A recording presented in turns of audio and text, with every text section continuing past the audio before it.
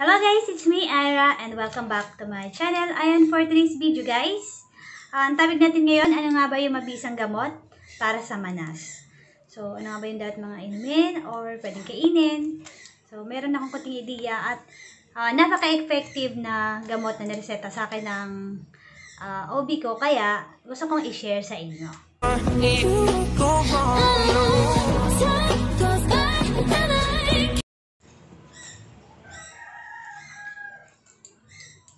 Pero bago yun, kung bago pa lang po kayo sa aking channel, ay huwag niyo pong kalimutan mag-subscribe at pakipindot na rin po yung notification bell dyan sa baba para ma-update po kayo kapag na-upload po ako ng panibagong video. So, ayan guys, let's start.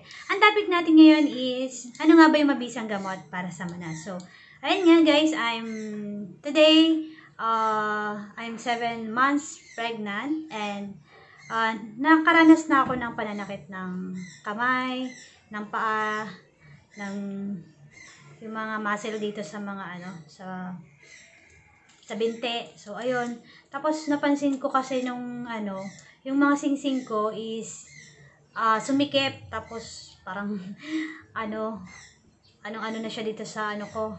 Kitang-kita na yung pinaglagayan ng singsing. So nananakit. Sabi ko parang nalaki yung mga daliri ko, sabi ng nakakita. Ay namamanas ka, bakit ilang buwan na ba yan? Sabi ko pa lang po, 6 months, mag-7. So, dapat hindi ka pa magaganyan. So, ayun. Pati yung paa ko, sobrang laki na. Sobrang yung mga paa ko na talagang pintog na pintog yung pamamanas. So, halatang halata. Kaya, ang ginawa ko guys, yung is pumunta ako sa lying in na plano kong hindi ako maghanganak. So, ayun, nagpa-check up ako. At, nilistahan niya ako guys ng pampawala ng manas. So, ito naman is iniinom lang tuwing namamanas yung mga parte ng katawan mo. Tapos, pwede mo naman siyang i-stop. Pag wala na yung pamamanas, pwede mo naman siyang i-stop. So, ang ginagandahan dito guys sa gamot na to is kasi sinabay ko rin siya kasi may UTI din ako. Sinabay ko siya dun sa gamot na pang UTI ko. Tapos, nag-interval lang ako ng 2 hours. So, antibiotic, twice a day kasi ito antibiotic, tapos after 2 hours, saka ko ito iniinom. Ginagandahan sa kanya guys, after 1 hour na inumin mo to, epekto na siya, at yung ihi mo is, wala pang 5 minutes, pupunta ka na naman sa CR. Kaya kung magta-travel ka, is hindi ito recommended na inumin mo. So, dapat nasa bahay ka lang talaga kasi mayat maya talaga yung pag-CR mo at paglalabas mo ng liquid. Kasi nga daw is yung pamamanas is tubig siya. Tubig na ayun. Kaya ayun, ang ginagawa ng gamot na to is nilalabas niya yung mga liquid sa ating katawan. So, through pag-iihi. So, napansin ko agad mga ilang minuto, oras pa lang, pagkaihi ko na yon, na siya, kasi walang kulubot yan talagang manas na manas, yung ang lalaki na talaga ng kamay ko. Napansin ko agad, ayan, nakita ko na agad yung mga lines, nakita ko na uli, yung mga kulubot dyan, nakita ko na. So, sabi ko nga, ang galing, ang bilis ng effective na niya, ang bilis. So, resulta. So, ayun, siguro nag-start ako ng, yun mo kasi siya 1 or 2 p.m. Tapos 4 p.m. Around 3. Ihina ako ng ihi. Tapos yung Ernola guys is, marami yung Ernola ko halos makalahati ko siya. Ang laki. Kaya ang dami kong nailabas na tubig talaga. Using this medicine. So, ito nga palang medicine guys is furosemide. If tama yung pag-ano ko ng pronunciation ko. This is Euromed.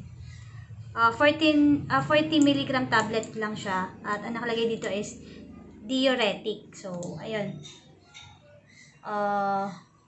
Kung nakaka-experience kayo guys ng pamamanas, better na pa-check up na lang kayo at reseta dun sa pinapacheck upan nyo po.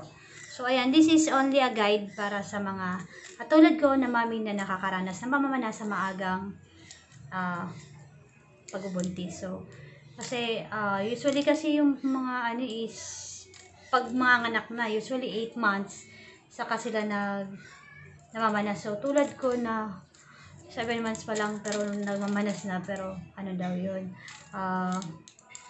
delikado. So dapat pag namanas tayo is mawala agad.